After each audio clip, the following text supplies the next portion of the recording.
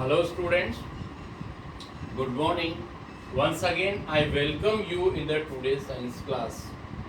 But yesterday I explained something about the irrigation. कल हमने irrigation chapter के बारे इरिगेशन टॉपिक के बारे में पढ़ा था अपन ने। इरिगेशन में बहुत सारी बातें हमने पढ़ी, लेकिन उसका मेन पर्पस होता है to supply the water for the crop plants. जो भी एग्रीकल्चर फील्ड के अंदर क्रॉप्स डेवलप हो रही हैं, उनको time to time water supply करना, ये इरिगेशन कहलाता है। तो यहाँ पर एक बात अपन लिख सकते हैं, supply of water to the crop plants,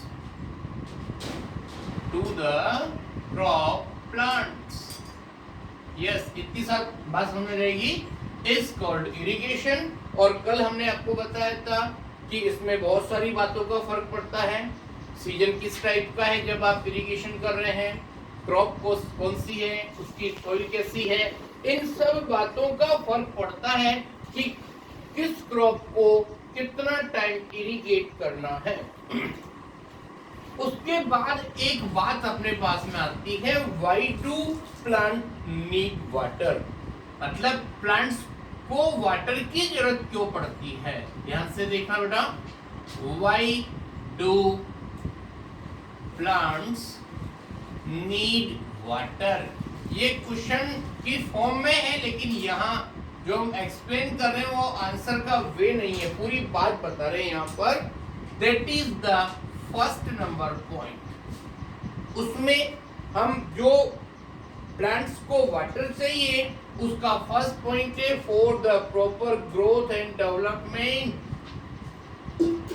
for the proper growth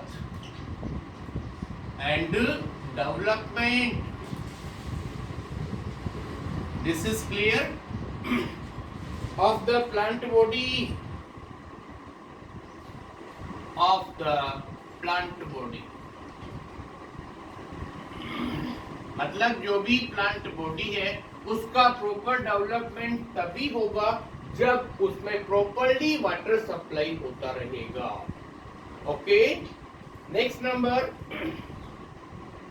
to absorb minerals and fertilizers, to absorb minerals and fertilizers,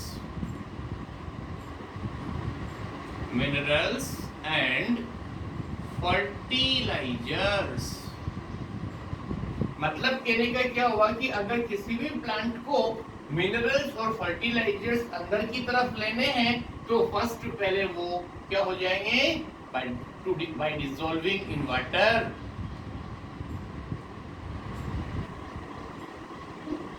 dissolving in water मतलब वो फर्स्ट में जो रूट सिस्टम है उससे वाटर अंदर एब्जॉर्ब करते हैं, उसमें अगर मिनरल्स और फर्टिलाइजर्स दोनों मिक्स हैं तो वो भी वाटर के साथ साथ अंदर चले जाएंगे। ओके, यस, नेक्स्ट नंबर होगा फॉर द सीड जर्मिनेशन। उसके लिए भी वाटर चाहिए आपको, मींस फॉर सीड जर्मिनेशन। ये और नेक्स्ट पॉइंट होगा आपके पास, to protect crop, to protect crop from, that is the frost and hot air currents, frost and hot air currents। Okay, ये इतनी सारी बातें हैं। और एक और बात, for the transportation of the all the nutrients, fifth point होगा for the transportation of all the nutrients.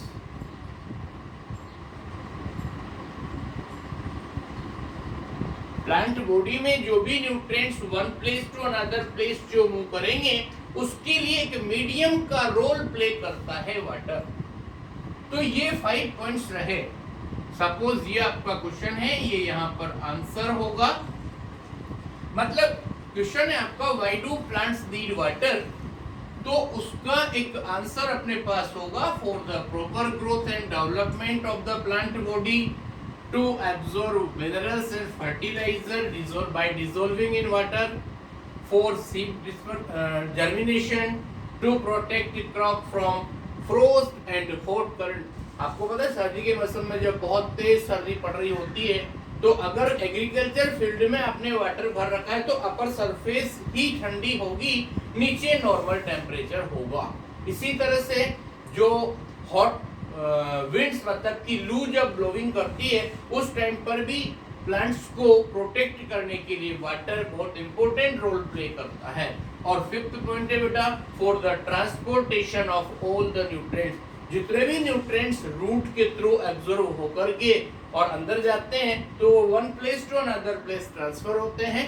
एक और बात बता दें हम आपको कि फूड जो होता है ना प्लांट बॉडी के अंदर जो बनता है वो भी लिक्विड फॉर्म में होता है, तभी वो फ्रॉम द फूड फैक्ट्री मतलब कि प्लांट लीफ से अपर साइड और लोअर साइड दोनों की तरफ जो है ट्रांसपोर्ट होता रहता है। उसके बारे में हमने 7th क्लास में पढ़ रखा था बेटा। जाइलम और फ्लोएम 2 टाइप ऑफ टिश्यूज होते हैं। जाइलम रॉ मटेरियल ले जाते हैं from the root system up to the leaves, और जो फूड बनता है उसको phloem tissue from the leaf to the all part of the plant body it supplies. ये बात रही आपके पास में कि वाटर किस तरह से अपने लिए प्लांट बॉडी के लिए यूजफुल होता है। अब इसके बाद आपके पास नेक्स्ट टॉपिक आता है that is the sources of irrigation, मतलब कि इरिगेशन कैसे किया जाए, वाटर रिसोर्स कौन से होंगे। तो यहाँ पर देखना आप सोर्सेज ऑफ इरिगेशन का मींस क्या। सोर्सेज ऑफ इरिगेशन में बहुत सारे सोर्सेज हैं अपने पास में। Please look here, sources of irrigation. अब सोर्सेज ऑफ इरिगेशन में सबसे फर्स्ट नंबर आता है आपके पास that is well, pond, river, well, pond, river, or next one that is the source. These are the river, then after dam and canals. Fourth number dam, then after canal. इनमें से कोई सा भी एक अपना सोर्स ऑफ इरिगेशन हो सकता है। वेल से भी इरिगेशन होगा, पॉन्ड, रिवर, डैम और कैनल्स। उसके बाद हम बात कर रहे हैं बेटा methods of irrigation. Methods of irrigation, methods of irrigation का मतलब हमारे पास क्या प्रोसेस है जिससे हम क्रॉप प्लांट्स को वाटर सप्लाई कर सके।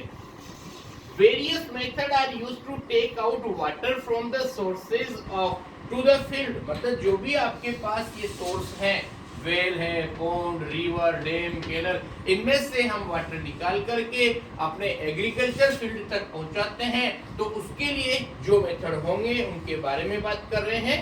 इसमें भी 2 कैटेगरीज होती है।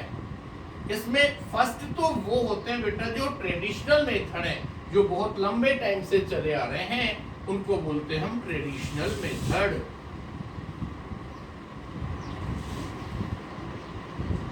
Traditional methods. और दूसरा नंबर होता है आपके पास that is the modern method,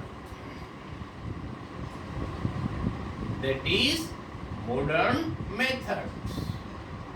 अब देखिए ट्रेडिशनल मेथड जो होते हैं उनको हम अभी काम में कम ले रहे हैं, क्योंकि वो काफी कॉस्टली होते हैं, ज्यादा लेबर होती है और एक टाइम में बहुत सारे एग्रीकल्चर फील्ड को हम इरिगेट नहीं कर सकते हैं।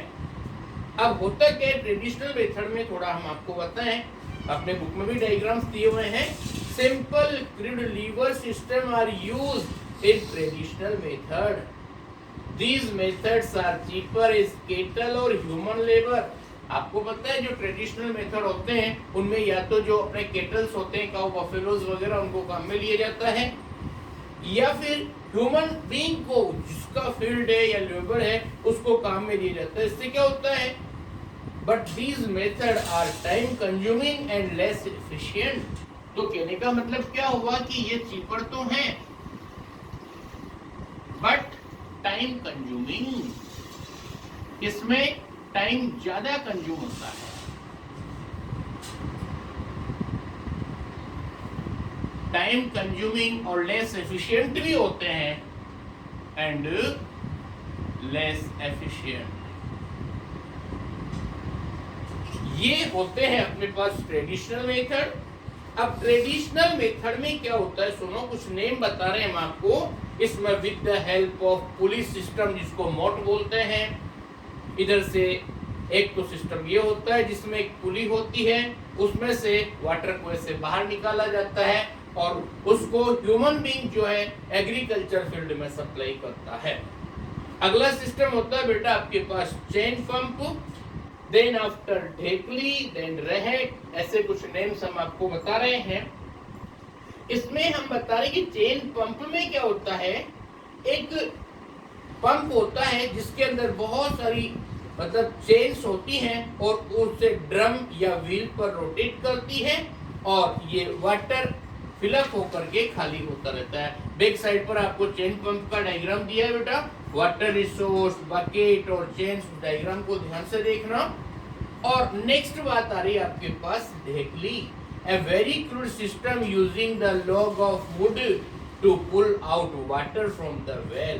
तो इसमें क्या होता है देखो, मतलब कि यहाँ पर एक बहुत बड़ा log of wood रखा होता है, उसके बीच में हम क्या करते हैं, एक व्हील जैसी स्ट्रक्चर बना देते हैं, इससे रॉक होती हुई और यहाँ पर अंदर जो भी आपका सिस्टम है, ड्रम, बकेट वगैरह, उसको डाल दिया जाता है और ये यहाँ से अंदर से जो है वाटर सप्लाई फिलअप करके बाहर निकाल लिया जाता है और ये सिस्टम कहलाता है ढेकली। नेक्स्ट नंबर है आपका, that is the last for traditional method, that is the रहेट। रहेट क्या होता है, simple lever system consisting of wheels attached to the number of buckets। The wheel rotate which pull out the water and distribute to the field। मतलब इसमें क्या होता है, बहुत सारे व्हील्स लगे होते हैं और वो एक सिस्टम से वाटर रिसोर्स में जाएगा, वापस से ऊपर निकलेगा और सारा वाटर जो है एग्रीकल्चर फील्ड में सप्लाई हो जाएगा। Okay, this is enough for today, or tomorrow we will study about the modern method of the irrigation. Okay, thank you very much.